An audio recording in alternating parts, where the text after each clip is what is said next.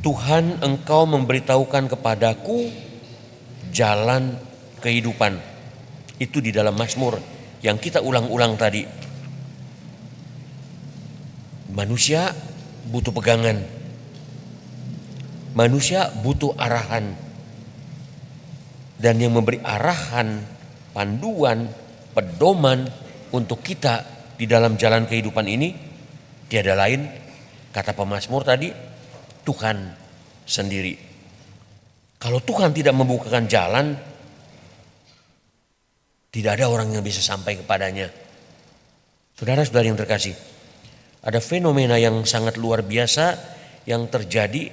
Pertama-tama kita lihat di paroki kita. Pada malam Paskah kemarin ada 17 orang yang dibaptis dan diterima ke dalam gereja Katolik. Artinya ada umat baru, umat dewasa baru yang bergabung bersama-sama untuk menjadi pengikut Kristus di dalam gereja Katolik. Dan dari semua yang diterima dan dibaptis itu rata-rata mereka yang berusia muda. Dan rupanya bukan hanya di paroki kita, tetapi di paroki-paroki lain dan di seluruh dunia terjadi hal yang sama juga. Fenomena yang luar biasa. Semua diarahkan oleh Tuhan untuk masuk di jalannya. Di Amerika diperkirakan ada 40-an ribu orang yang bergabung di dalam gereja Katolik, entah yang dibaptis baru atau yang pindah dari denominasi lain menjadi orang Katolik. Di Perancis terjadi pertumbuhan 20% baptisan baru kalau dibandingkan dengan tahun yang lalu. Malam Paskah kemarin ada 21.386 orang, 21.386 orang yang dibaptis dan diterima menjadi anggota gereja. Bertumbuh 20% angka baptisannya. Dan yang menarik, yang terjadi justru di kota-kota besar. Di Paris, Marseille, di Lyon. Begitu juga di Amerika, di kota-kota besar. Di Washington, di New York, New Jersey, dan lain-lain. Fenomena yang luar biasa ini bukan hanya dirasakan di paroki kita dan juga di seluruh dunia. Mengapa pertumbuhan umat baru begitu fenomenal, begitu luar biasa angkanya? Dan mengapa semua itu bisa terjadi? Ada apa? Dan yang terbanyak adalah kalangan orang muda dari usia 18 sampai usia 40 tahun yang paling banyak bergabung pada tahun ini. Ada 3 alasan yang dikatakan oleh banyak analis gereja tentang mengapa begitu banyak orang yang sekarang bergabung di dalam gereja Katolik. Pertama, tekanan hidup modern dan kejenuhan atas sikap sekuler yang membawa pada kekosongan makna hidup. Orang bekerja tiap hari, berpacu, bersaing satu sama lain. Studi bersaing satu sama lain. Bekerja juga begitu. Semua mengejar prestasi supaya mempunyai kedudukan yang terhormat, kedudukan yang tinggi. Tetapi setelah itu apa? Tidak jelas. Hidupnya kosong. Hidupnya hampa. Tidak melihat makna kehidupan dari apa yang dia kejar di dalam hidupnya. Segala fasilitas tersedia, tapi manusia mengalami kekosongan batin. Bosan, jenuh dengan kehidupan yang itu terus. Yang kedua, fenomena pertambahan baptisan baru yang luar biasa pada malam Paskah diwarnai atau disebabkan oleh adanya tahun jubilium 2025 yang membawa dampak penyadaran bagi banyak orang tentang hidup sebagai sebuah peziarahan. Jadi kita berziarah dan orang banyak yang baru ngeh, iya ya, cuman sementara tinggal di sini, mau ngapain? Setelah ini kemana? Apakah begini terus? Tahun Jubilium menyadarkan banyak orang, termasuk yang bukan orang Katolik, bahwa hidup hanya berziarah. Kita cuma numpang. Tujuannya nanti apa? Mau kemana? Itulah yang dikorek-korek, dicari-cari. Yang ketiga, saudara-saudari yang terkasih, pengaruh media sosial yang memberi info tentang gereja Katolik. Jadi media sosial dampak negatifnya banyak. Orang nebar fitnah bisa, orang bikin apapun juga bisa.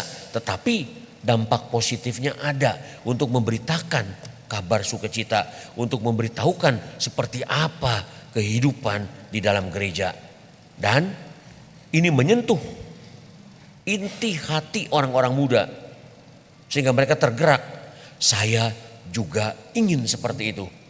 Dan mereka berlomba-lomba ikut katekumenat supaya nanti dibaptis pada malam Paskah. Dan itu dibuktikan dengan pertumbuhan pembaptisan yang luar biasa. Fenomena Paus Fransiskus dan Paus Leo ke-14 yang diberitakan melalui media sosial menggerakkan hati anak-anak muda tentang makna kehidupan. Oh, ada tuh orang yang seperti itu. Loh, kok mau ya? Loh, kok punya cinta kasih ya? Loh, kok punya perhatian kepada banyak orang? Loh, kemana dia pergi selalu disambut dengan gegap gempita. Orang ingin ketemu, orang ingin melihat, orang ingin mengalami kebersamaan dengan dua paus terakhir yang fenomenal itu. Dan Paus Fransiskus memberi contoh keteladanan bagaimana menyapa orang-orang ketika di dalam perjalanan di Jakarta saja kita lihat dia melanggar protokoler kenegaraan.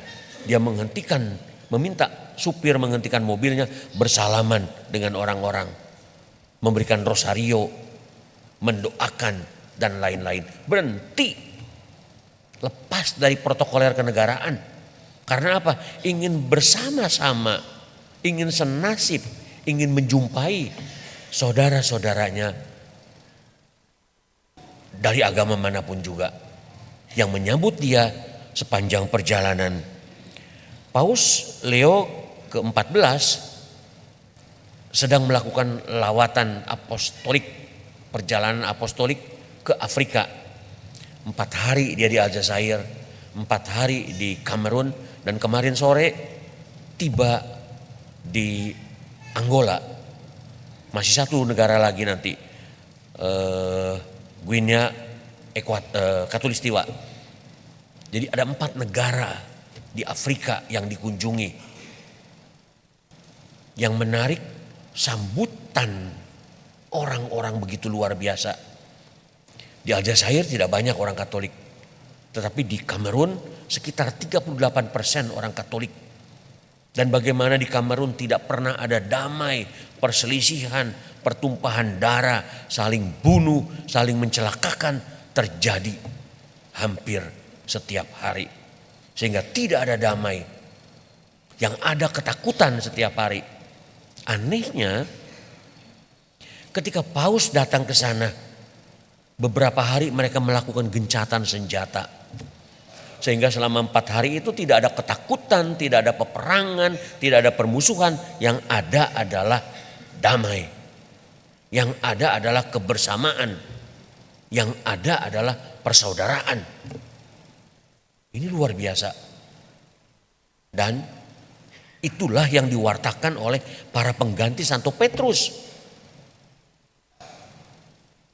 Mereka melanjutkan apa yang dimulai oleh Santo Petrus. Paus yang pertama itu, sebagaimana digambarkan di dalam bacaan pertama kisah para rasul tadi. Bagaimana Petrus setelah Pentakosta keluar mewartakan kabar sukacita, mengajak orang untuk menyadari siapa dirinya.